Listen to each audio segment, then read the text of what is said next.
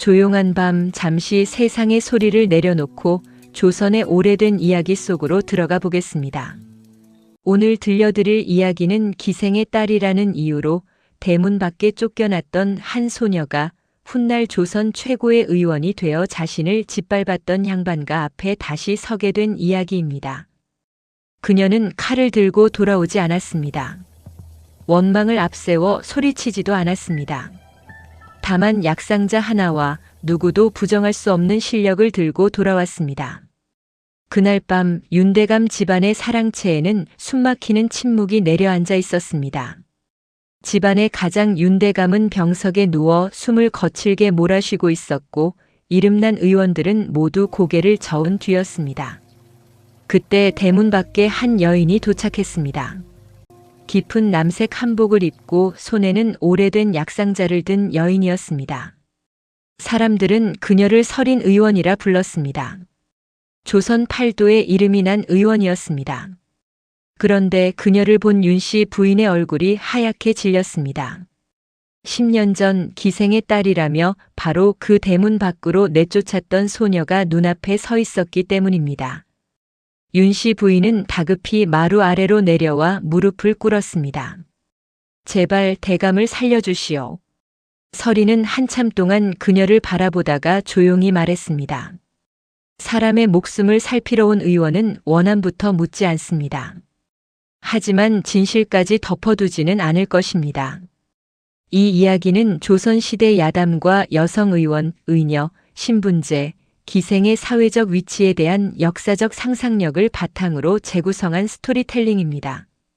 일부 인물과 장면, 대사는 몰입을 위해 각색되었으며 이야기 속에는 조선시대 여성의 삶, 기생의 딸이 겪은 낙인, 전통의술과 약방문화, 양반가의 체면과 신분 질서도 함께 담았습니다. 이제 대문 밖으로 쫓겨났던 소녀 서린이 어떻게 자신의 이름을 되찾았는지 천천히 따라가 보겠습니다. 조선시대의 삶은 태어난 자리에서 많은 것이 결정되던 세상이었습니다. 양반으로 태어난 사람은 글과 벼슬의 길을 가까이 두었고 천한 신분으로 여겨진 사람은 아무리 재주가 있어도 쉽게 인정받기 어려웠습니다. 특히 기생은 글과 음악, 춤과 예절을 익힌 사람들이었지만 사회의 시선은 결코 너그럽지 않았습니다. 기생의 딸이라는 말은 아이가 태어나기도 전에 따라붙는 낙인이 되곤 했습니다. 재주가 있어도 출신이 먼저 보였고 마음이 고다도 피가 먼저 이야기되었습니다. 오늘 이야기의 주인공 서린도 그런 세상에서 태어났습니다. 그녀는 어머니에게 글과 음악을 배웠고 누구보다 영민했지만 세상은 그녀를 한 사람의 아이보다 기생의 딸이라는 이름으로 먼저 불렀습니다. 서린의 어머니 월양은 이름난 기생이었습니다. 검은고를 잘 탔고 시를 읊을 줄 알았으며 손님 앞에서도 함부로 웃지 않는 품격이 있었습니다. 그러나 월양이 딸에게 가장 먼저 가르친 것은 노래도 춤도 아니었습니다. 글을 읽는 법이었습니다.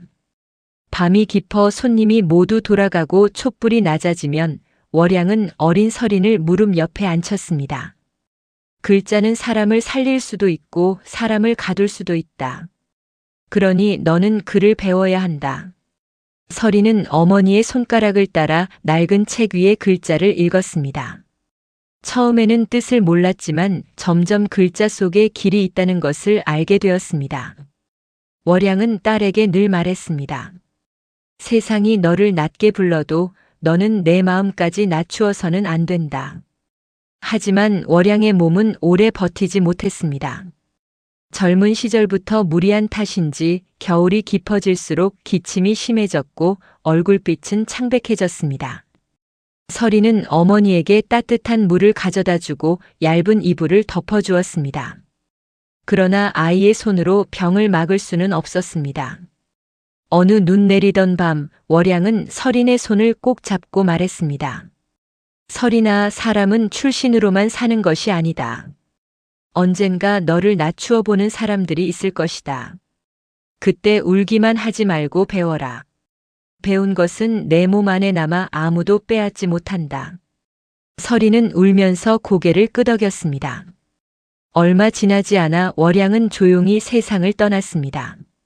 서린에게 남은 것은 낡은 책 몇 권, 어머니가 쓰던 작은 비녀, 그리고 마음을 낮추지 말라는 마지막 말뿐이었습니다. 어머니가 세상을 떠난 뒤 서린은 갈 곳이 없었습니다.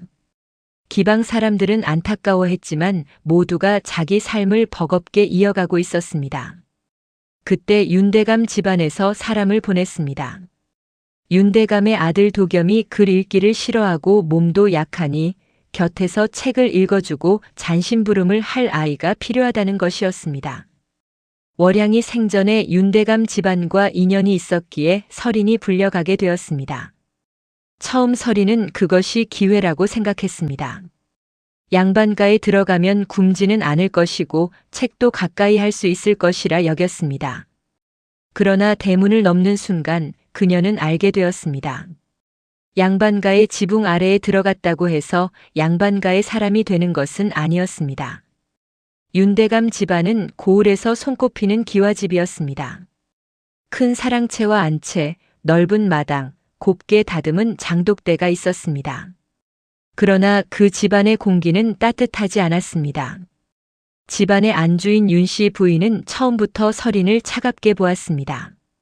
기생의 딸이라지. 그를 조금 안다 해서 제 분수를 잊으면 안 된다. 서린은 고개를 숙였습니다. 그녀는 손님도 아니고 가족도 아니었습니다. 하인처럼 부림을 받았지만 하인들 사이에서도 쉽게 섞이지 못했습니다.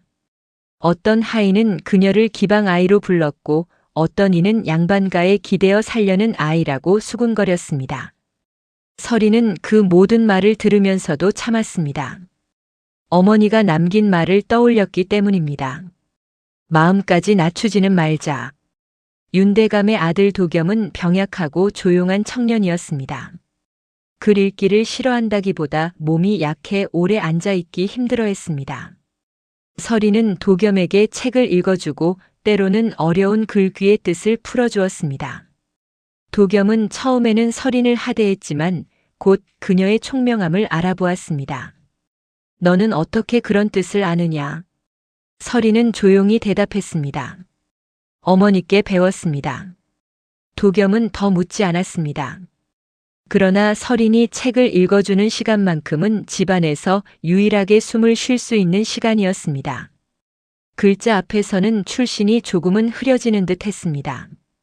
그러나 그 작은 평온도 오래가지 못했습니다.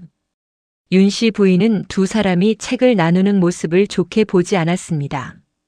어느 날 도겸이 갑자기 열이 올라 쓰러졌습니다. 집안은 발칵 뒤집혔습니다. 의원이 오기 전까지 아무도 무엇을 해야 할지 몰랐습니다. 서린은 어머니가 아플 때 보았던 기억을 떠올렸습니다. 젖은 수건으로 이마를 식히고 따뜻한 물을 조금씩 먹이며 방 안의 공기가 막히지 않게 문을 조금 열었습니다. 도겸은 한참 뒤 숨을 고르게 쉬기 시작했습니다. 뒤늦게 온 의원은 서린이 한 처치를 보고 고개를 끄덕였습니다. 아이가 영리하구나. 급한 열을 다루는 법을 아는구나. 그 말이 문제였습니다. 윤씨 부인의 얼굴이 굳었습니다. 기생의 딸이 감히 양반가 도련님의 몸에 손을 대었느냐. 서린은 놀라 고개를 숙였습니다. 살리려 했을 뿐입니다. 그러나 윤씨 부인에게 중요한 것은 도겸의 열이 내린 사실이 아니었습니다. 서린이 자신의 위치를 넘었다고 느낀 것이었습니다. 그날 이후 윤씨 부인의 말은 더 차가워졌습니다. 글을 조금 안다고 내가 선비가 되는 줄 아느냐. 약초 몇 가지 안다고 의원 흉내를 낼 수 있는 줄 아느냐. 기생의 딸은 어디까지나 기생의 딸이다. 서린은 그 말을 들을 때마다 가슴이 조여왔습니다. 출신은 자신이 고른 것이 아니었습니다.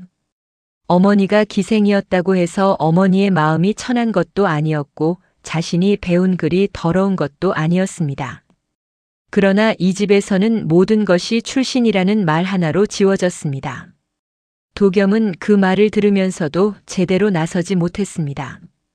그는 서린에게 미안한 눈빛을 보냈지만 어머니 앞에서는 침묵했습니다. 서린은 그 침묵이 오히려 더 아팠습니다. 비가 몹시 내리던 밤이었습니다. 윤 씨 부인은 서린의 작은 보따리를 마당에 던졌습니다. 이 집에 더는 내가 있을 곳이 없다. 서린은 젖은 마당에 서서 물었습니다. 제가 무엇을 잘못했습니까? 윤 씨 부인은 차갑게 대답했습니다. 내가 잘못한 것은 내 자리를 잊은 것이다. 기생의 딸이 양반과 글방을 기웃거리고 도련님 곁에 머물고 의원 흉내까지 내다니. 이대로 두면 집안에 흉이 된다. 서린은 도겸을 바라보았습니다. 도겸은 처마 아래 서 있었지만 아무 말도 하지 못했습니다. 그의 손은 떨리고 있었으나 입은 열리지 않았습니다. 서린은 그 순간 모든 것을 알았습니다. 자신을 불쌍히 여긴 사람은 있어도 자신을 지켜줄 사람은 없다는 것을 말입니다. 대문이 닫히는 소리는 유난히 컸습니다. 서린은 보따리 하나를 품에 안고 비 내리는 길 위에 서 있었습니다. 머리카락은 젖었고 낡은 연보라 저고리는 몸에 달라붙었습니다. 그녀는 울지 않으려 했습니다. 그러나 빗물인지 눈물인지 모를 것이 턱 아래로 흘러내렸습니다. 어머니의 마지막 말이 떠올랐습니다. 배워라. 배운 것은 아무도 빼앗지 못한다. 하지만 어디로 가야 배울 수 있는지, 누구에게 손을 내밀어야 하는지 알 수 없었습니다. 서린은 비틀거리며 고을밭길로 걸었습니다. 그때 길가의 작은 약방에서 희미한 불빛이 새어나왔습니다. 문이 열리고 흰 수염을 기른 늙은 의원 하나가 밖으로 나왔습니다. 그는 쓰러질 듯한 서린을 바라보다가 조용히 말했습니다. 아이야, 비를 맞고 서 있으면 병이 먼저 너를 데려간다. 들어오너라. 살고 싶다면 먼저 몸을 말려야 한다. 서린은 약방 문턱을 넘자마자 다리에 힘이 풀려 주저앉았습니다. 방 안에는 말린 약초 냄새가 가득했고 벽에는 작은 약재 주머니들이 줄지어 걸려 있었습니다. 늙은 의원은 서린에게 마른 수건을 건네고 화롯가에 앉혔습니다. 그는 이름을 묻지 않았습니다. 어디서 왔는지도 캐묻지 않았습니다. 먼저 따뜻한 물을 내어주고 젖은 옷을 말릴 자리를 마련해 주었습니다. 서린은 그 침묵이 이상했습니다. 양반가에서는 모두가 그녀의 출신부터 물었습니다. 기생의 딸이냐, 어디서 배웠느냐, 내 분수를 아느냐. 그런데 이 늙은 의원은 아무것도 묻지 않았습니다. 한참 뒤 의원이 말했습니다. 사람은 쓰러진 까닭을 묻기 전에 먼저 일어날 힘을 얻어야 한다. 그 말에 서린은 참았던 눈물을 조용히 흘렸습니다. 늙은 의원의 이름은 허 의원이었습니다. 그는 젊은 시절 여러 고을을 돌며 환자를 보았고 이제는 산자락 아래 작은 약방에서 가난한 사람들을 돌보며 살고 있었습니다. 허 의원은 서린이 잠든 사이 그녀의 젖은 보따리를 말려주었습니다. 그 안에는 낡은 책 몇 권과 작은 비녀 하나뿐이었습니다. 다음 날 아침 서린은 조심스럽게 말했습니다. 은혜는 잊지 않겠습니다. 하지만 저는 오래 머물 수 없습니다. 허 의원은 약재를 고르던 손을 멈추지 않고 물었습니다. 갈 곳이 있느냐? 서린은 대답하지 못했습니다. 허 의원은 고개를 끄덕였습니다. 그렇다면 갈 곳이 생길 때까지 있거라. 대신 밥값은 해야 한다. 약재 이름부터 외워라. 서린은 놀라 의원을 바라보았습니다. 그렇게 서린의 새 삶은 약방의 작은 약재 선반 앞에서 시작되었습니다. 처음 서린이 맡은 일은 약재를 말리고 이름을 외우고 탕약 그릇을 닦는 것이었습니다. 감초, 당귀, 작약, 황기, 계피, 생강. 이름은 낯설었지만 서린은 그를 알았기에 남들보다 빠르게 익혔습니다. 허 의원은 약재를 하나씩 손에 올려주며 말했습니다. 약은 이름만 외워서는 안 된다. 냄새와 결, 마른 정도와 빛깔을 알아야 한다. 사람도 그렇다. 겉으로 보이는 말만 듣고 판단하면 병을 놓친다. 서린은 그 말을 마음에 새겼습니다. 그녀는 새벽부터 약방 마당에 약초를 널고 낮에는 환자의 말을 들었고 밤에는 의서를 읽었습니다. 손끝에서는 늘 약초 냄새가 났습니다. 그러나 이상하게도 그 냄새는 서린에게 부끄러운 냄새가 아니었습니다. 처음으로 자신의 손이 누군가에게 필요한 일을 하고 있다는 느낌이 들었습니다. 허 의원은 서린에게 의술보다 먼저 마음가짐을 가르쳤습니다. 의원의 손은 사람을 살릴 수도 있고 사람을 해칠 수도 있다. 병을 보는 사람은 환자의 신분을 먼저 보아서는 안 된다. 양반의 맥도 노비의 맥도 손끝에서는 똑같이 뛴다. 서린은 그 말을 들을 때마다 윤씨 부인의 얼굴을 떠올렸습니다. 그 집에서는 사람의 피와 출신을 먼저 보았습니다. 그러나 이 약방에서는 먼저 숨소리를 듣고 맥을 짚고 아픈 곳을 물었습니다. 처음에는 그것이 낯설었습니다. 출신을 묻지 않고 아픔을 묻는다는 것. 서린은 그 안에서 천천히 자신의 이름을 다시 세우기 시작했습니다. 그녀는 더 이상 기생의 딸이라는 말만으로 설명되는 아이가 아니었습니다. 약재를 고르고 환자의 열을 살피고 밤새 탕약을 다리는 사람이 되어갔습니다. 약방에는 서린보다 조금 어린 소녀가 하나 있었습니다. 이름은 초희였습니다. 초희는 어려서 부모를 잃고 허 의원의 약방에서 잔심부름을 하며 자랐습니다. 처음에는 서린을 경계했습니다. 새로 온 사람이 자신이 하던 일을 빼앗을까 두려웠기 때문입니다. 그러나 며칠 지나지 않아 두 사람은 함께 약재를 다지고 물을 깃고 환자에게 죽을 끓여주며 가까워졌습니다. 초희는 서린에게 약방의 일들을 알려주었습니다. 이 약초는 너무 오래 다리면 쓰기만 해지고 저 약재는 습기를 먹으면 못 쓰게 됩니다.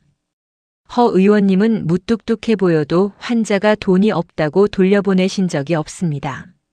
서린은 초희의 말을 들으며 웃었습니다. 그 웃음은 윤대감 집안에서 지었던 억지 웃음과 달랐습니다. 조금은 편안했고 조금은 따뜻했습니다. 서린이 처음으로 직접 돌본 환자는 장터에서 쓰러진 어린아이였습니다. 아이는 열이 높고 숨이 거칠었습니다. 허 의원은 일부러 한 걸음 물러서서 서린에게 물었습니다.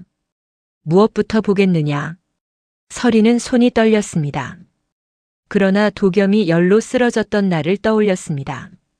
먼저 아이의 이마를 식히고 입술이 마르지 않게 물을 조금씩 먹였습니다. 그리고 허 의원이 알려준 대로 맥을 살폈습니다. 맥은 빠르고 얕았습니다.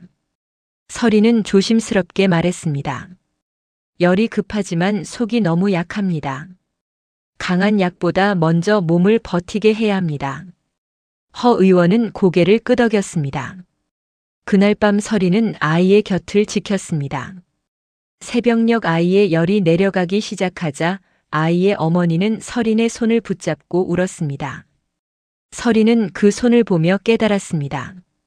자신이 배운 것이 누군가의 밤을 살릴 수 있다는 것을 말입니다. 하지만 서린의 길이 순탄하기만 한 것은 아니었습니다. 약방을 찾은 어떤 사람들은 그녀가 맥을 짚으려 하면 손을 빼기도 했습니다. 여자가 의원 노릇을 한다니. 어디서 온 아이냐?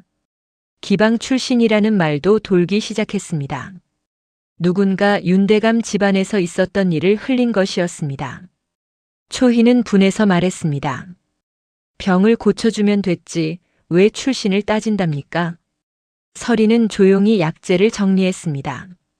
사람들은 아플 때도 편견을 내려놓지 못하는구나. 허 의원은 그런 서린에게 말했습니다. 편견은 말로 한 번에 꺾이지 않는다. 그러나 살린 목숨이 쌓이면 어느 순간 말보다 무거워진다. 서린은 그 말을 마음에 새겼습니다. 그녀는 억울함을 변명하는 데 힘을 쓰지 않았습니다. 대신 더 많이 배우고 더 오래 환자를 보고 더 정확히 약을 지었습니다. 서린은 밤마다 의서를 읽었습니다. 촛불이 짧아질 때까지 글을 보고 모르는 글귀는 다음 날 허 의원에게 물었습니다. 맥이 떠 있다는 것은 무엇입니까? 같은 열이라도 왜 어떤 이는 따뜻하게 하고 어떤 이는 식혀야 합니까? 허 의원은 처음에는 짧게 답했지만 서린의 질문이 깊어질수록 더 오래 설명해 주었습니다. 병은 몸에만 생기지 않는다. 오래 참은 마음이 몸을 상하게 하기도 하고 가난이 병을 키우기도 한다. 그러니 의원은 약재만 보는 사람이 아니라 사람의 삶도 보아야 한다. 서리는 그 말을 듣고 오래 생각했습니다.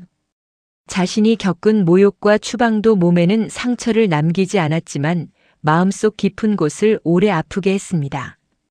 그래서 그녀는 환자의 말투와 눈빛, 침묵까지 놓치지 않으려 했습니다. 계절이 여러 번 바뀌었습니다.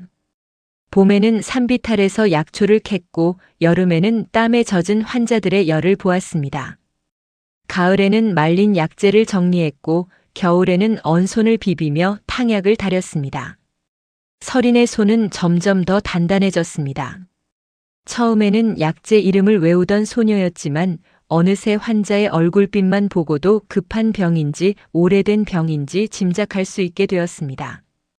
허 의원은 겉으로 크게 칭찬하지 않았지만 어느 날부터 중요한 환자를 볼 때 서린을 옆에 세웠습니다. 이것은 무슨 맥이냐? 이 사람에게 먼저 물어야 할 것은 무엇이냐? 서린은 천천히 대답했습니다. 허 의원은 고개를 끄덕였습니다. 그 작은 끄덕임 하나가 서린에게는 큰 인정이었습니다. 몇 해가 지나자 사람들은 서린을 서린 아가씨가 아니라 서린 의원이라 부르기 시작했습니다. 처음에는 가난한 여인들과 아이들이 그녀를 찾았습니다. 남자 의원 앞에서 말하기 어려운 병을 가진 여인들이 조심스럽게 약방을 찾아왔습니다. 서린은 그들의 말을 재촉하지 않았습니다. 말하지 못하는 아픔은 오래 기다려야 입을 연다는 것을 알았기 때문입니다. 그녀는 약을 지어주고 먹는 법을 자세히 알려주고 돈이 모자라면 나중에 가져오라 했습니다. 소문은 천천히 퍼졌습니다. 산자락 아래 약방에 젊은 여의가 있는데 손끝이 섬세하고 마음이 깊다더라. 어떤 병은 의원보다 그 여의가 더 잘 본다더라. 서린은 그런 말을 들어도 크게 웃지 않았습니다. 명성은 들뜨게 하는 것이 아니라 더 조심하게 하는 것이라고 허 의원에게 배웠기 때문입니다. 어느 겨울 허 의원은 오래 앓던 기침으로 며칠 동안 누워 있었습니다. 약방 사람들은 걱정했지만 허 의원은 오히려 담담했습니다. 그는 서린을 불러 오래된 침통과 의서 한 권을 내밀었습니다. 이제 이것은 내가 맡아라. 서린은 놀라 물었습니다. 아직 저는 부족합니다. 허 의원은 조용히 웃었습니다. 부족하다는 것을 아는 의원은 위험하지 않다. 다 안다고 생각하는 의원이 위험한 법이다. 그는 이어 말했습니다. 너는 환자의 맥만 짚지 않는다. 그 사람의 삶까지 보려 한다. 그것이 의원에게 가장 어려운 일이다. 서린은 침통을 두 손으로 받았습니다. 손끝이 떨렸습니다. 10년 전 대문 밖에서 버려졌던 아이가 이제 누군가의 생명을 맞는 사람이 되었다는 사실이 믿기지 않았습니다. 허 의원이 세상을 떠난 뒤 서린은 약방을 이어받았습니다. 초희는 곁에서 약재를 도왔고 마을 사람들도 더 이상 그녀를 낯선 아이로 보지 않았습니다.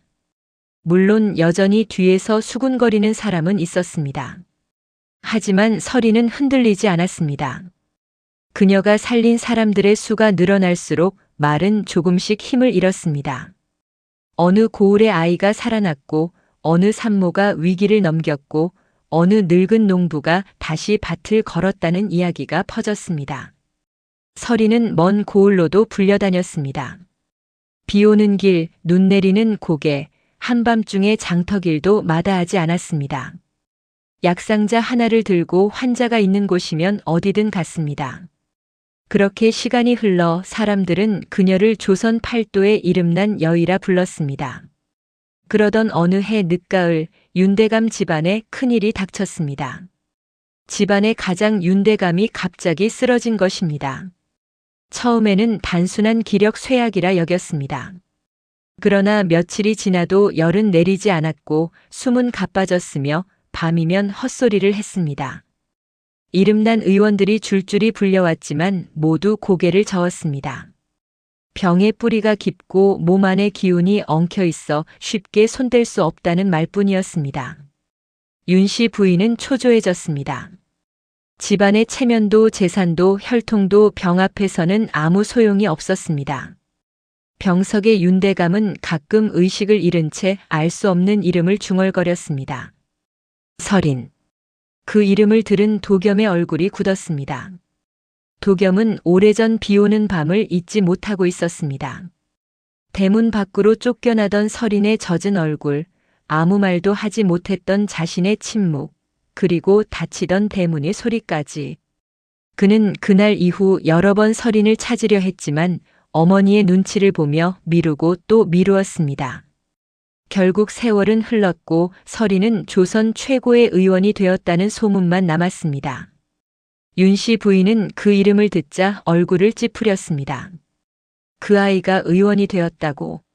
말도 안 되는 소리다. 그러나 도겸은 조용히 말했습니다. 어머니, 지금은 출신을 따질 때가 아닙니다. 아버지를 살릴 수 있는 사람이 있다면 찾아야 합니다.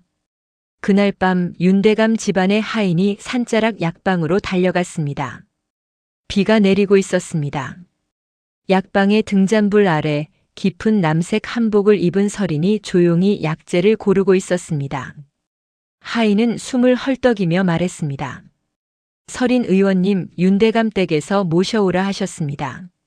설인의 손이 잠시 멈추었습니다. 설인은 한참 동안 아무 말도 하지 않았습니다. 약재방 안에는 탕약 끓는 소리만 낮게 들렸습니다. 초희는 하인의 얼굴과 설인의 얼굴을 번갈아 보았습니다. 윤대감 댁이라면 그곳이 바로 언니를 내쫓은 집 아닙니까? 설인은 천천히 약상자를 닫았습니다. 그렇다. 초희가 분한 목소리로 말했습니다. 가지 마십시오. 이제 와서 왜 언니를 찾는답니까? 설인은 조용히 대답했습니다. 의원이 환자를 고를 수는 없다. 다만 내가 그 집에 들어간다면 이번에는 쫓겨난 아이가 아니라 의원으로 들어갈 것이다. 그녀는 침통과 약재를 챙기고 깊은 남색 두루마기를 걸쳤습니다. 비가 내리는 길 위로 설인은 천천히 걸어갔습니다. 10년 전에는 보따리 하나를 안고 쫓겨났던 길이었습니다. 이제는 약상자를 들고 스스로 걸어가는 길이었습니다. 윤대감 집안의 대문은 예전과 같았습니다. 그러나 설인의 마음은 예전과 같지 않았습니다. 하인들이 대문을 열자 마당에는 긴장한 사람들이 모여 있었습니다. 그 가운데 윤 씨 부인이 서 있었습니다. 그녀의 얼굴에는 예전의 오만함이 남아 있었지만 두려움이 더 컸습니다. 설인을 알아본 순간 윤 씨 부인의 입술이 떨렸습니다. 너는... 아니, 설인 의원. 그녀는 말을 끝내지 못했습니다. 사랑채 안에서 윤대감의 거친 숨소리가 들려왔기 때문입니다. 윤 씨 부인은 마루 아래로 내려와 설인 앞에 무릎을 꿇었습니다. 제발 대감을 살려주시오. 설인은 그 모습을 내려다보았습니다. 10년 전 이 여인은 젖은 마당에 서 있던 소녀에게 내 자리를 알라며 대문을 닫았습니다. 이제 그 대문 안에서 그녀가 무릎을 꿇고 있었습니다. 그러나 설인의 얼굴에는 승리의 웃음이 없었습니다. 설인은 조용히 말했습니다. 저는 환자를 보러 왔습니다. 원한을 갚으러 온 것이 아닙니다. 그러나 한 가지는 분명히 하겠습니다. 치료를 핑계로 과거의 진실까지 덮지는 않겠습니다. 윤 씨 부인은 고개를 들지 못했습니다. 도겸은 처마 아래 서서 설인을 바라보고 있었습니다. 그의 얼굴에는 부끄러움과 후회가 섞여 있었습니다. 설인은 사랑채로 들어갔습니다.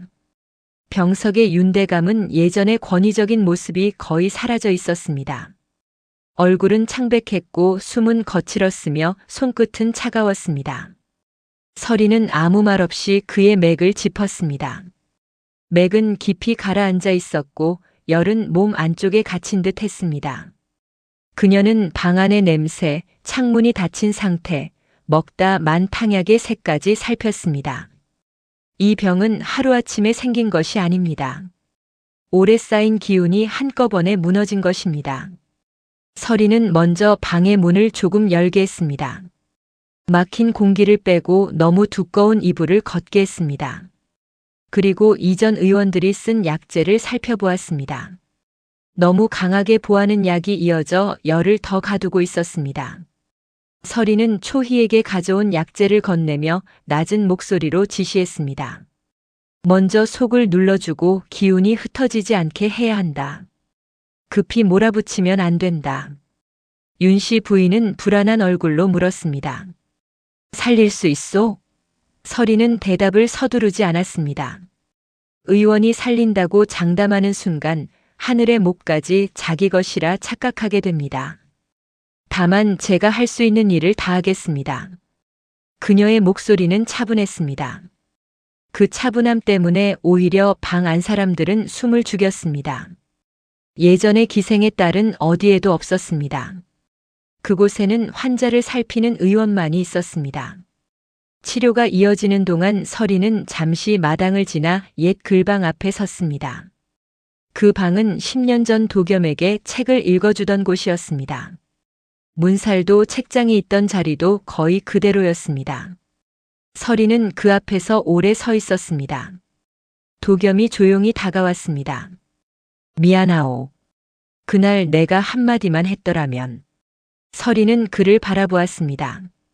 한마디를 하지 않은 사람은 늘 나중에 그 한마디를 기억합니다. 하지만 그 한마디가 필요했던 사람은 그날을 온몸으로 살아냅니다. 도겸은 고개를 숙였습니다. 서리는 차갑게 말하지 않았습니다. 그러나 부드럽지도 않았습니다. 그녀는 이미 그에게서 사과를 구걸할 시기를 지나 있었습니다. 의원님, 도겸이 어렵게 불렀습니다.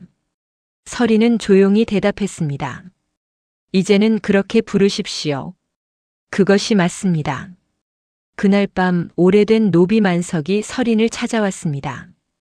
그는 윤대감 집안에서 10년 넘게 일한 사람이었습니다. 만석은 조심스럽게 주위를 살피고 낮은 목소리로 말했습니다. 의원님, 그날 밤 일을 아직 기억합니다. 서리는 그를 바라보았습니다. 만석은 손을 떨며 말했습니다. 부인께서는 의원님이 도련님 곁에 있어 집안에 흉이 된다고 하셨습니다. 하지만 실은 도련님이 의원님을 의지하는 것을 두려워하셨습니다. 그리고 의원님이 훔쳤다고 몰았던 책과 비녀는 사실 부인께서 직접 치우라고 시키셨습니다. 서린의 눈빛이 흔들렸습니다. 10년 전 그녀가 쫓겨날 때 윤씨 부인은 서린이 글방의 책과 작은 비녀를 훔쳤다고도 몰아붙였습니다. 서린은 억울했지만 누구도 들어주지 않았습니다. 만석은 무릎을 꿇었습니다. 그때 말하지 못했습니다. 죄송합니다. 서린은 만석을 일으켜 세웠습니다. 늦은 말이라도 진실이면 아직 쓸 곳이 있습니다. 다음 날 아침 서린은 윤씨 부인에게 말했습니다. 대감의 병은 제가 계속 보겠습니다. 다만 이 집안에는 병든 몸만 있는 것이 아닙니다. 병든 기억도 있습니다. 윤씨 부인의 얼굴이 굳었습니다. 서리는 만석을 불렀고 그는 사람들 앞에서 10년 전 일을 증언했습니다. 글방의 책은 서린이 훔친 것이 아니었고 월양의 비녀 역시 윤씨 부인이 치우게 했다는 사실이 드러났습니다. 도겸은 충격을 받은 얼굴로 어머니를 바라보았습니다. 어머니, 그때 서린이 훔친 것이 아니었습니까? 윤씨 부인은 입술을 떨었습니다. 그 아이가 집안의 분수를 흐리는 것이 싫었다. 그래서 내보내야 했다. 그 말은 변명이 아니라 자백이었습니다. 마당의 사람들은 숨을 죽였습니다. 며칠 밤낮의 치료 끝에 윤대감은 마침내 의식을 되찾았습니다. 그는 흐린 눈으로 방 안을 둘러보다가 서린을 보았습니다. 처음에는 알아보지 못했습니다. 그러다 그녀의 눈빛을 보고 오래전 대문 밖의 소녀를 떠올렸습니다. 내가 그 아이냐? 서린은 고개를 숙이지 않았습니다. 저는 서린 의원입니다. 윤대감은 한참 동안 말이 없었습니다. 병은 사람의 권위를 이상하게 벗겨냅니다. 높은 자리에 앉아 있던 사람도 병석 위에서는 한 사람의 약한 몸이 됩니다. 윤대감은 힘겹게 말했습니다. 내가 큰 죄를 지었구나. 서리는 조용히 대답했습니다. 죄를 지은 사람은 기억하지 못해도 당한 사람은 오래 기억합니다. 그러나 오늘 저는 의원으로 왔습니다. 대감의 병은 계속 보겠습니다. 대신 이 집은 제가 빼앗긴 이름을 돌려주어야 합니다. 윤대감이 조금 회복되자 그는 집안 사람들과 마을 어른들 앞에서 서린에게 사과했습니다. 10년 전 이 집은 출신을 이유로 아이를 멸시하고 거짓으로 몰아대문 밖에 내쫓았다. 그 아이는 오늘 나의 목숨을 살렸다. 윤씨 부인도 고개를 들지 못한 채 무릎을 꿇었습니다. 내가 너를 낮추어 보았다. 내 어머니까지 욕되게 했다. 용서를 빈다. 마당은 조용했습니다. 서리는 그들의 사과를 들었습니다. 마음속의 상처가 한순간에 사라지는 것은 아니었습니다. 그러나 중요한 것은 따로 있었습니다. 이제 더 이상 그녀의 과거가 거짓말 속에 묻혀 있지 않다는 사실이었습니다. 그녀는 기생의 딸이라 쫓겨난 아이가 아니라 자신의 힘으로 배워 사람을 살린 의원으로 그 자리에 서 있었습니다. 윤대감은 서린에게 집안에 머물며 전담 의원이 되어달라고 청했습니다. 재물도 방도 필요한 것은 무엇이든 주겠다고 했습니다. 서린은 조용히 고개를 저었습니다. 10년 전 저는 이 집에 머물 곳이 없었습니다. 지금은 머물 수 있다 해도 제 마음이 이 집에 있지 않습니다. 저는 돌아갈 약방이 있습니다. 저를 기다리는 환자들이 있습니다. 윤씨 부인은 아무 말도 하지 못했습니다. 도겸은 서린을 바라보며 말했습니다. 이제라도 내가 도울 수 있는 일이 있겠소. 서린은 잠시 생각하다가 말했습니다. 있다면 앞으로는 침묵하지 마십시오. 누군가 출신 때문에 억울한 일을 당할 때 그저 미안한 눈빛만 보내지 마십시오. 도겸은 깊이 고개를 숙였습니다. 그 말은 그가 평생 안고 살아야 할 벌이자 배움이었습니다. 오늘의 이야기는 조선시대 야담과 신분제, 기생의 사회적 위치, 여성 의료인과 전통 의술에 대한 역사적 상상력을 바탕으로 재구성한 스토리텔링입니다.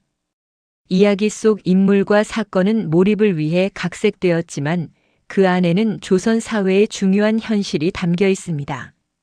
기생은 글과 음악 예절을 익힌 사람들이었지만 사회적으로 낮은 위치에 놓였고 그 자녀 역시 낙인을 피하기 어려웠습니다. 또한 조선에는 여성의 몸을 진료하기 위해 의녀 제도가 운영되었고 여성 의료인은 제한된 환경 속에서도 중요한 역할을 했습니다. 전통 의술은 약재와 침, 맥진, 탕약, 생활 환경을 함께 살피는 방식으로 이루어졌습니다. 이 이야기는 출신이 한 사람의 가능성을 결정해서는 안 된다는 것, 그리고 배움과 실력은 끝내 사람의 이름을 다시 세울 수 있다는 교훈을 전합니다. 서리는 다시 산자락 약방으로 돌아왔습니다. 약방 문 앞에는 그녀를 기다리는 사람들이 있었습니다. 아이를 아는 젊은 어머니, 허리가 굽은 노인, 병을 말하기 어려워 오래 망설이던 여인들. 서리는 약상자를 내려놓고 등잔불을 밝혔습니다. 이후 그녀는 약방 한쪽에 작은 글방을 만들었습니다. 가난한 여자아이들이 글을 배우고 약재 이름을 익히고 자신의 몸을 돌보는 법을 배울 수 있는 자리였습니다. 어느 날 한 아이가 조심스럽게 물었습니다. 의원님, 저도 배울 수 있습니까? 서리는 아이의 눈을 바라보며 웃었습니다. 배움은 내가 태어난 집을 묻지 않는다. 내가 끝까지 붙잡을 마음이 있는지만 묻는다. 밤이 깊어 약방 밖에는 바람이 불었고 안쪽에서는 약초 향과 아이들의 낮은 글 읽는 소리가 조용히 퍼졌습니다. 대문 밖에 버려졌던 소녀는 이제 누군가에게 문을 열어주는 사람이 되어 있었습니다. 오늘 이야기는 여기서 마치겠습니다. 다음에도 조선의 숨겨진 이야기, 오래된 사람들의 눈물과 지혜가 담긴 야담을 차분히 들려드리겠습니다.